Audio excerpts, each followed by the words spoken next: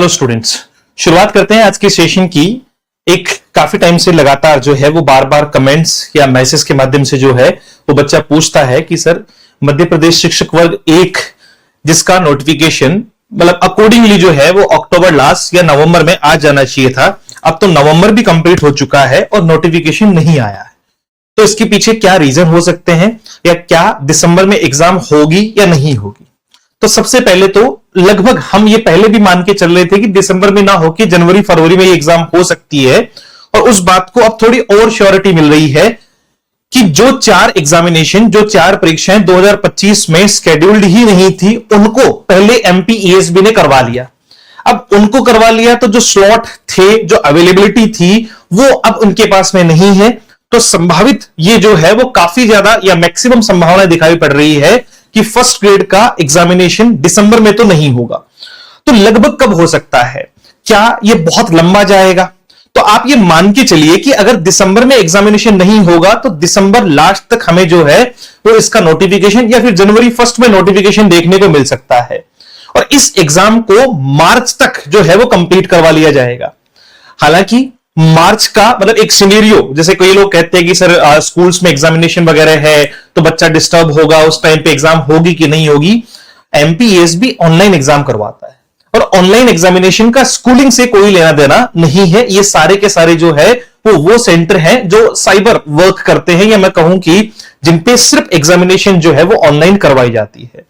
तो ऐसी ही कुछ बातचीत देखने को मिली, और सबसे बड़ी जो समस्या जो अभी रिसेंट समझ में आई कि एक एमपीईएसबी के पास में टोटल ओवरऑल 50 सेंटर है ना, आपके जो है वो 50 सेंटर्स ही इनके पास में है जहां ये एग्जाम करवाते हैं। अब 50 सेंटर पे एग्जाम करवाने के लिए अगर मान लीजिए 2 लाख बच्चों या 3 लाख बच्चों की भी एग्जाम करवानी है तो दिल्ली के 30,000 बच्चों से ज्यादा एग्जाम नहीं हो सकती है, और सिंपली आप मान के चलिए कि उसी एक एग्जाम में ही इनको 10 दिन लगाई पड़ रहे हैं। तो कहीं ना कहीं ऐसी बहुत सारी मतलब इसके पीछे लॉजिकल रीजंस हैं कि एग्जामिनेशन दिसंबर में नहीं करवाई गई, बट अभी तक कैलेंडर वही है, एएसबी ने कोई अपडेट नहीं किया है, इसलिए थप्पा भी हो सकता है। मैं इस बात की जो है वो पुख्ता गारंटी या लिखित जो है वो कुछ भी नहीं दूंगा। अगर आ गई तो आपकी किस्मत, नहीं तो ये मान के चलो कि ये जनवरी या फरवरी तक हमें जो है वो देखने को मिलेगी। एग्जामिनेशन हो जाएगा फैब में, जो है वो फैब या मार्च के आसपास एग्जामिनेशन हो जाएगा। फिर भी कोई बहुत लंबा या बहुत ऐसा बड़ा टाइम नहीं है। एक तो ऐसा हो कि सीधी सीधी मान लो कि 2 साल बाद में एग्जाम होगा जी, 5 साल बाद में एग्जाम होगा, तब तो बच्चा घबराए। 3-4 महीने की एग्जामिनेशन के लिए कोई घबराने की जरूरत नहीं है। इतनी तो बढ़िया आप तैयारी भी करोगे, इतना बढ़िया आप जो है वो चीजों को समझोगे, सीखोगे, पढ़ोगे, उतने में ही टाइम निकल जाएगा। बस अपने आप को बेहतरीन बनाना कि जिस दिन नोटिफिकेशन आए उसके बाद सिर्फ और सिर्फ आपको जो है वो रिवीजन करने की जरूरत पड़े। ये आपका एक पॉइंट ऑफ व्यू, यानी यहां से जो है वो इस बात को मैं थोड़ा सा और क्लियर कर देता हूं कि ये न्यूज तो वैसे परसों की है, पर थोड़ी टाइम की कमी चल रही थी तो मैं इस पर बातचीत नहीं कर पाया। जो परीक्षाएं 2025 के शेड्यूल में नहीं थी उन्हें तवज्जो दे दी, और इसी वजह से जो है वो 2025 में कई भर्ती परीक्षाएं जो है वो अटक गई। ठीक है, ये सारी बातचीत मैं आपको बता चुका हूं, और ये सारे वो डाटा है। पिछली बार इन परीक्षाओं में आए थे 13 लाख से ज्यादा आवेदन जो है वो वन रक्षक है, समूह 3 है, आईटीआई है, उच्च माध्यमिक शिक्षक पात्रता परीक्षा है, पुरानी एग्जामिनेशन की बात कर रहे हैं।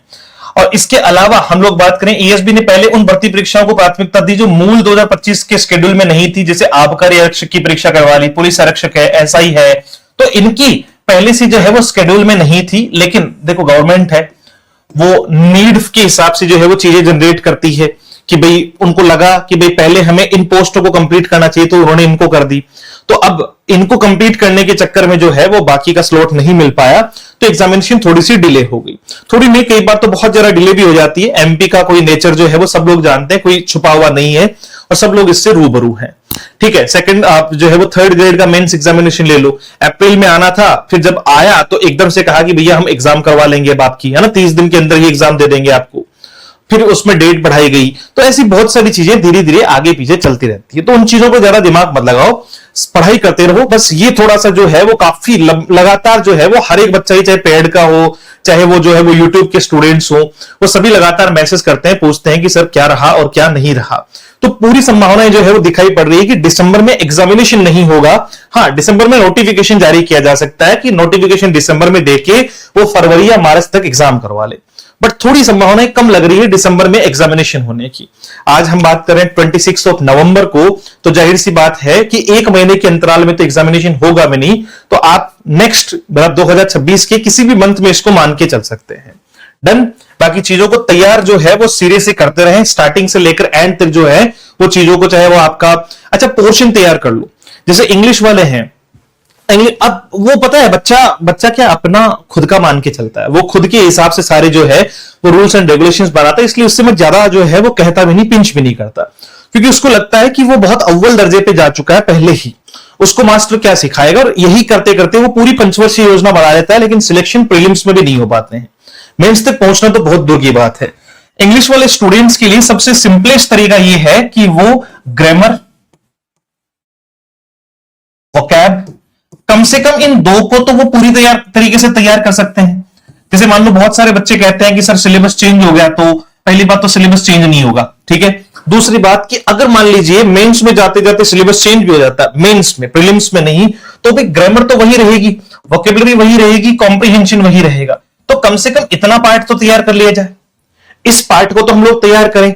और लिटरेचर में जो बेसिक चीजें हैं, जैसे विलियम शेक्सपियर है, आपकी जो है वो विलियम वर्ड्सवर्थ है, एस.टी. कोलरिज है, तो ये बेसिक है, मतलब ये वो राइटर्स हैं जो लगभग हर एक एग्जामिनेशन में पूछे ही जाते हैं जिनके बारे में, तो इनको पढ़ सकते हैं हम लोग।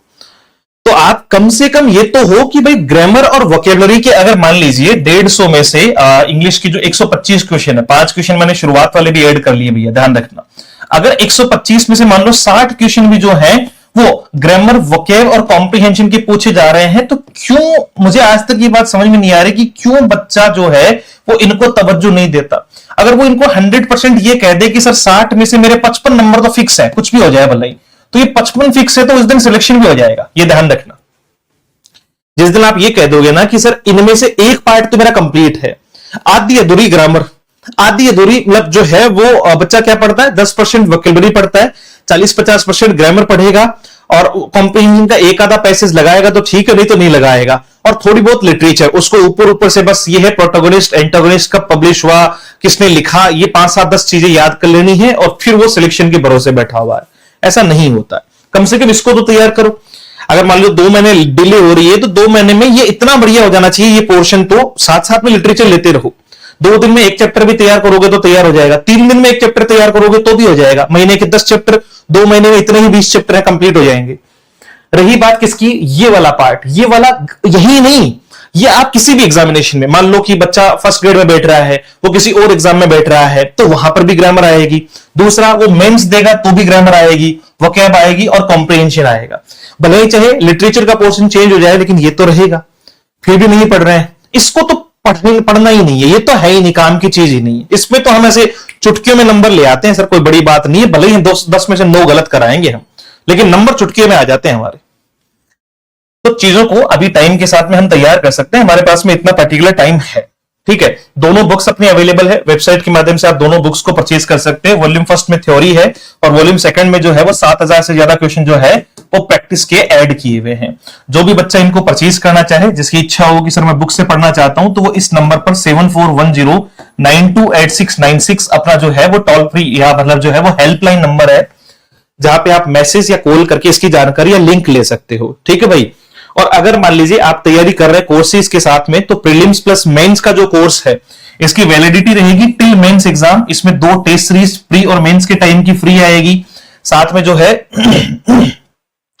प्रैक्टिस जो है वो दोनों टाइम की फ्री होगी, दोनों टाइम के कोर्सेज होंगे। इसकी प्राइस 2999, और ये सेम चीजें इसमें एक एक टाइम की जो है वो आपकी फ्री होगी, यानी टेस्ट सीरीज एक फ्री, प्रैक्टिस बैच है, ये प्रीलिम्स के लिए 1999 रुपए, और सिंगल मेंस के लिए भी 1999 रुपए का जो है वो बैच मिल रहा है या चल रहा है। अगर कोई बच्चा दोनों बुक्स भी परचेज करना चाहता है और कोर्स भी परचेज करना चाहता है, तो फिर वो 3499 रुपए में क्या कर सकता है, दोनों परचेज कर सकता है, थोड़ी रियायत दे देंगे उसको। और ये वाला जो है वो 2499 में दोनों बुक और प्रीलिम्स का कोर्स जो है वो प्रोवाइड करवा दिया जाएगा। करना क्या है, इसके लिए आपको जो है वो अपने हेल्पलाइन नंबर जो मैंने आपको भी बताए 7410928696 पर मैसेज या कॉल कर लेना है। वहां से आपको प्रॉपर जानकारी मिल जाएगी। ये अपना एप्लीकेशन है, इसको डाउनलोड कर लेना, let's learn with Ajay sir के नाम से। और कल से टेस्ट सीरीज भी जो है वो शुरू हो रही है, फ्री ऑफ कॉस्ट वाली, ठीक है। मतलब जो भी टेस्ट सीरीज है आपकी, वो उसमें एड ऑन आपको दिखाई देगी और वहां से आप अपने टेस्ट भी जो है वो प्रॉपर लगा पाएंगे। डन। तो मुलाकात करते हैं एक और नए सेशन में। Thank you so much, have a great day, see you soon in the next session. Jai Hind.